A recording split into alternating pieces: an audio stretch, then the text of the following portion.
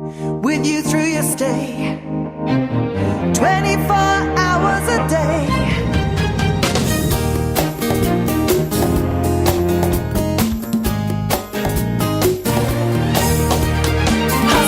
Hospital Radio, Colchester.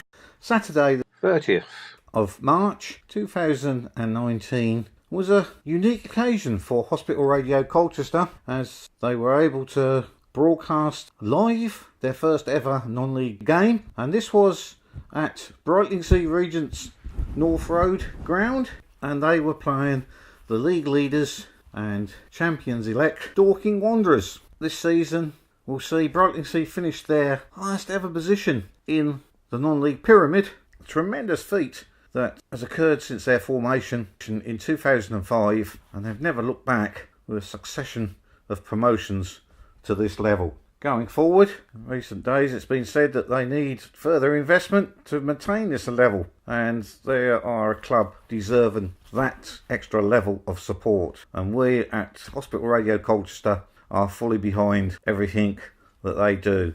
So here are a few clips from interviews from personalities at the club that were taken before and after the game, which we hope you will enjoy and might give you the urge go and bolster the crowd. Alan Wright, who is the vice chairman, kit man, I am indeed, and general man around the club, really. Your history of the club, how far do you go back? I go back, I did 10 years managing the youth from under 7s right through to 2 years at under 18. When I gave that up, I did a year with our under 21s, the year we did with Adrian Webster. Then I supported the boys for a couple of seasons, and then James Webster asked me if I wanted to become the kit man for the first team. And obviously I jumped at the chance, because if you can't play anymore, the next best thing is to be in the dressing room with the boys.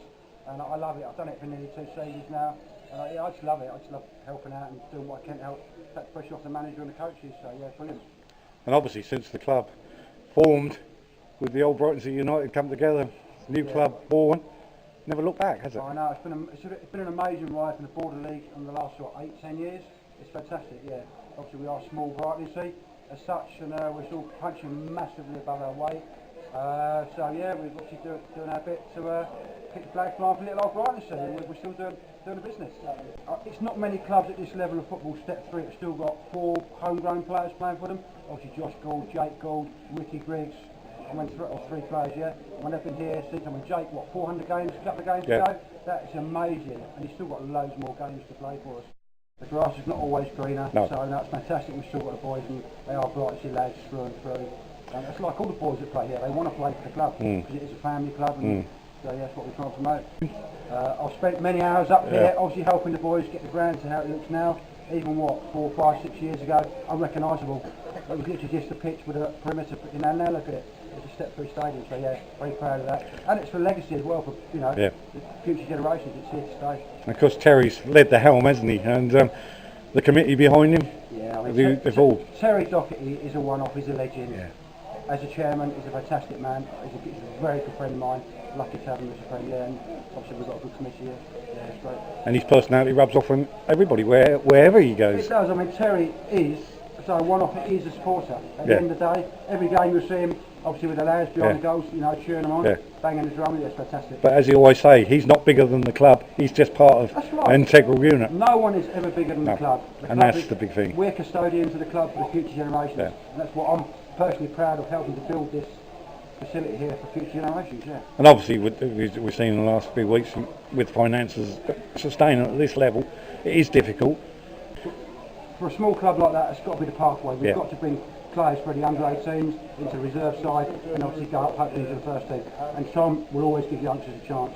If you're good enough, you're old enough. Yeah, there's a lot of clubs that have come through, like Brightlingsea have, thrown money at it, got to this level, and then folded because it's non-sustainable. That isn't reason, is it? It's not a good business model. You cannot do that. No. If somebody walks away, is putting money in the club, you've had it. Like you say, club will fold. We're trying to do it. We're trying to grow organically. It's tough. Obviously, we always need support. We always need sponsors on board. Anybody wants to put into the club to help us obviously move forward and obviously try and grow as a club. And still sustainable on pitch. And still sustainable, yes. So this place is here for future generations. But once again, the club are going to finish in their highest ever position as a senior club? It will. This year we will finish the highest place. 5 more games to go. Hopefully get as many points as we can and obviously get us mid-table, maybe slightly better. Yeah. Your associations with Brightlingsea Regent, how far back do they go? Quite recent compared to some. 3 years really. A friend and colleague brought me to the club just to watch a game, get my fix of football, and I'm still here. And not only am I still here helping at the club in a variety of roles, I actually moved to Brightlingsea, and so it's been quite an important part of my life over the last few years.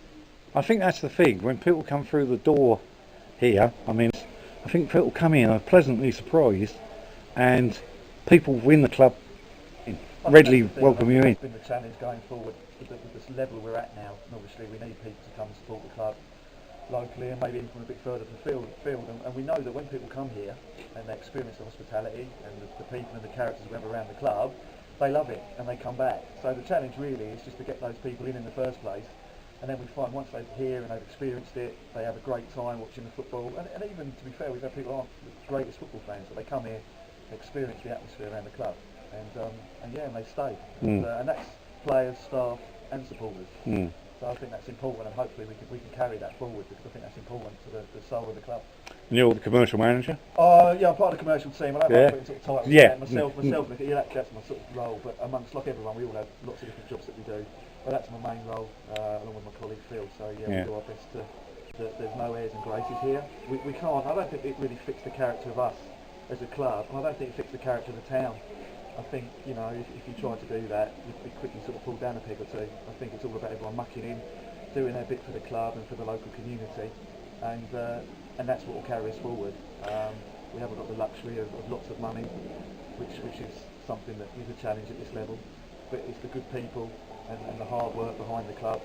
Again, both on and off the pitch, the players as well come. We've still got a lot of local homegrown lads that come here, and even those that come from further afield, once they're here, they all say that ideally they'd like to stay and be part of the future.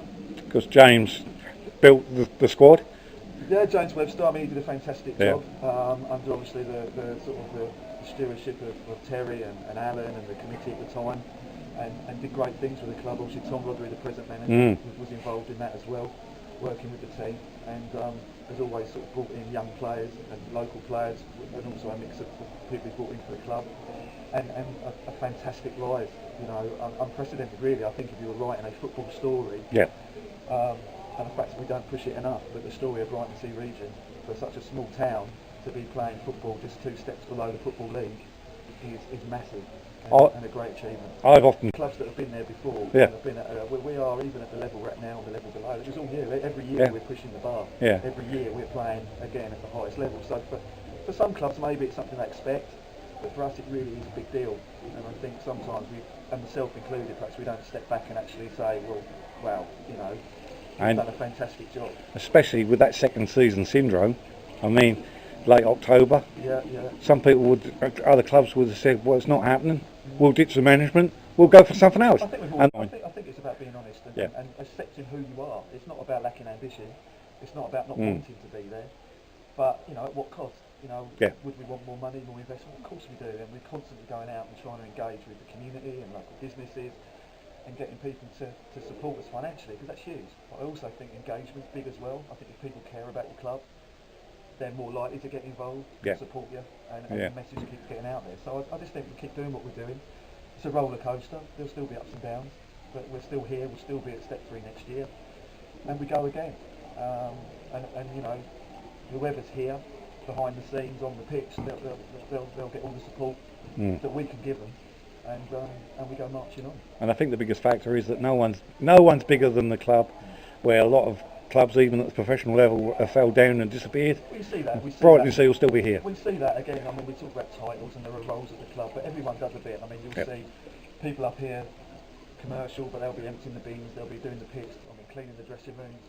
Alan's the vice chairman, Alan Wright, he's there, the kit man as well. Terry, the chairman, he'll be on the terraces singing and banging his drum and getting behind the boys. And we've had that. We've had supporters come here and they're surprised that he is the chairman, because their own chairman won't necessarily be in the clubhouse. They'll be in the boardroom and not really mixing with the fans. So I think that's what makes this club. That's what gives us our unique little place in the football world, and we'll make it continue. And that just shows what we're doing. And we're up against that every week. Every week we're up against players that have come down, levels that are played at a high level, teams that are organised and have been at this level and have the support.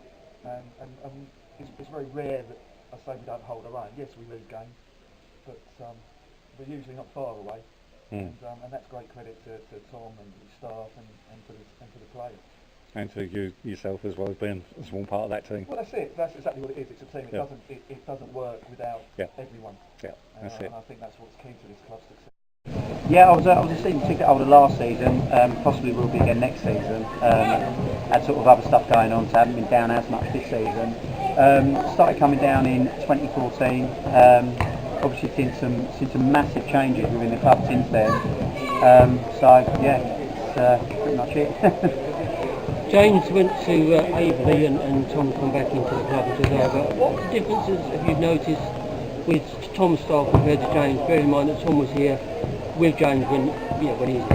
Yeah, to be honest, I've not seen a massive difference with regards to style. It's both managers have kind of been about honesty and hard work, and it's obviously it's something that they obviously instill in the players, because you get sides coming down with supposedly better players, bigger budgets, but Regent are always grafting away and obviously taking some scalps along the way, which is nice to see.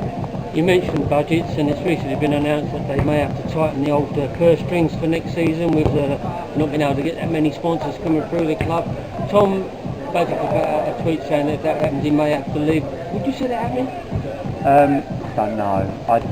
I don't know. I do sympathise with Tom's position, but you've only got to look around to see so much boom and bust in non-league, and the club has to live within its means, and I think people need to be understanding and supportive of that. Pip Boylan has just passed his UEFA B, so congratulations to him, obviously. If Tom was to go, do you think Pip would stay or go? I saw Pip as a player. Really hard-working, gritty player. I've only ever heard good words said about him. So if Pip was to move on with Tom, it would leave a huge gap to fill. They didn't have the best of starts to this campaign, but then they got back into it with some fantastic results and good, strong football play. But they managed to sort of peter out as it is at the minute. Based on some of the games against some of the bigger sides with bigger budgets last season, I remember drawing with Billericay, through with Dulwich Hamlet. Again, the players worked really hard to get those results, and I can see them coming out being up for it today. So you never know. Right to see, especially this season, has managed to mix not only experienced players but youth as well. Do you see that moving forward for the club for them to succeed and to survive? Yeah, I think having the link up with Tone is obviously a huge thing for the club. You've only got to look at some of the reserve team performances. Obviously, the reserve team there's a hell of a lot of youngsters in that side, and it's seen as a development side. And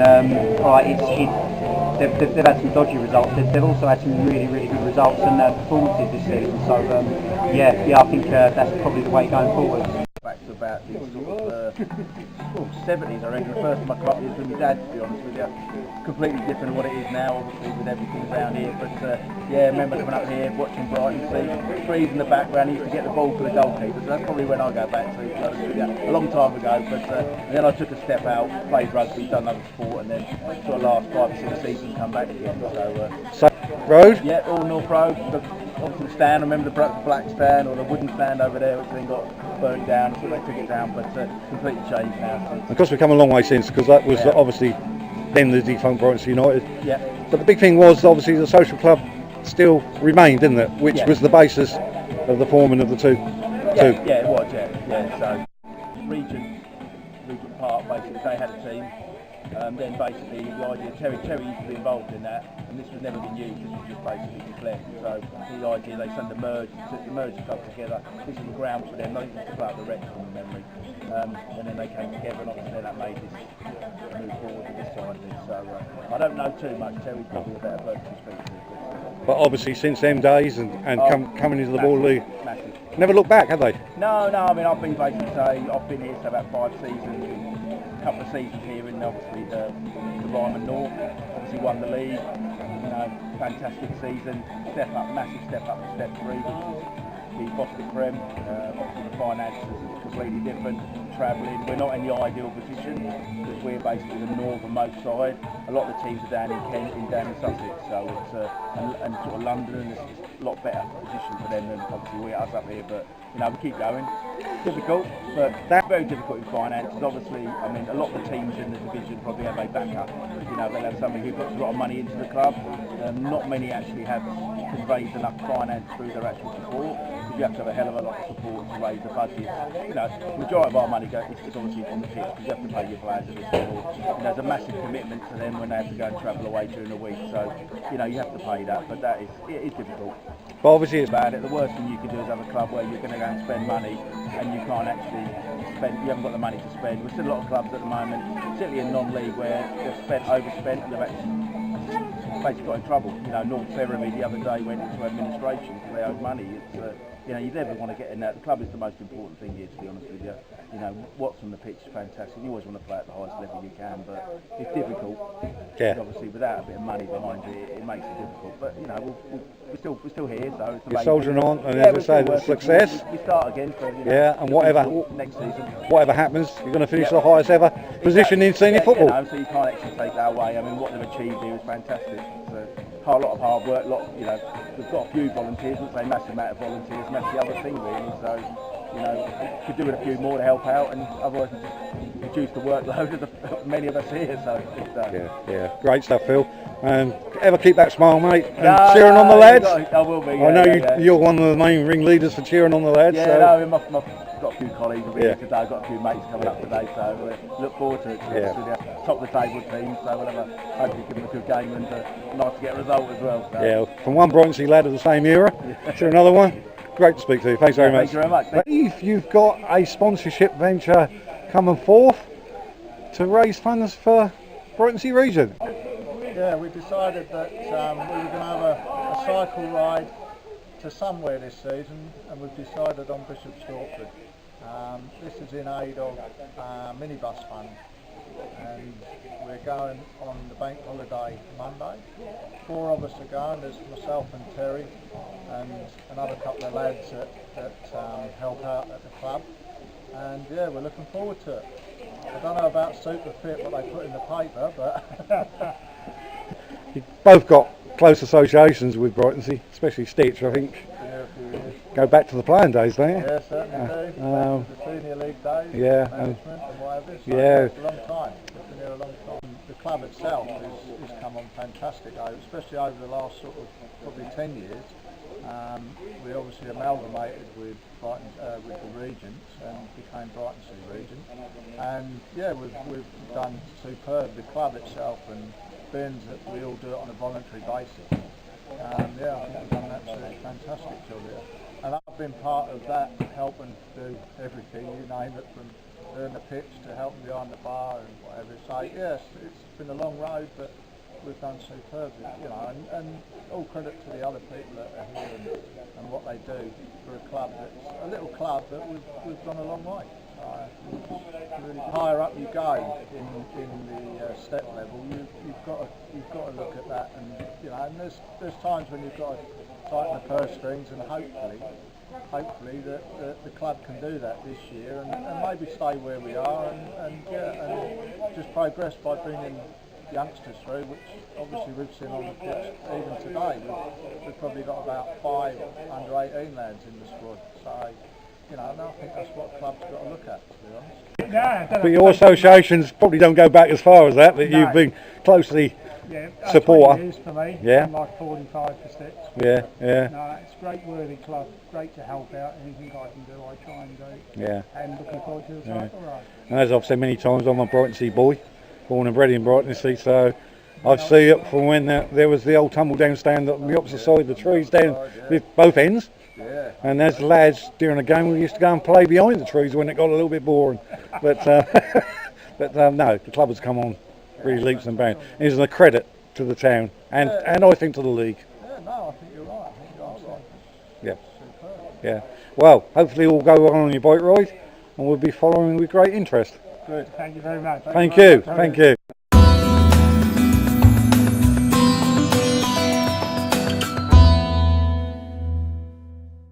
So once again, Hospital Radio Colchester thank the Brightlingsea Regent Committee, Management Committee, for extending their hand of hospitality and allowing us this unique broadcast occasion.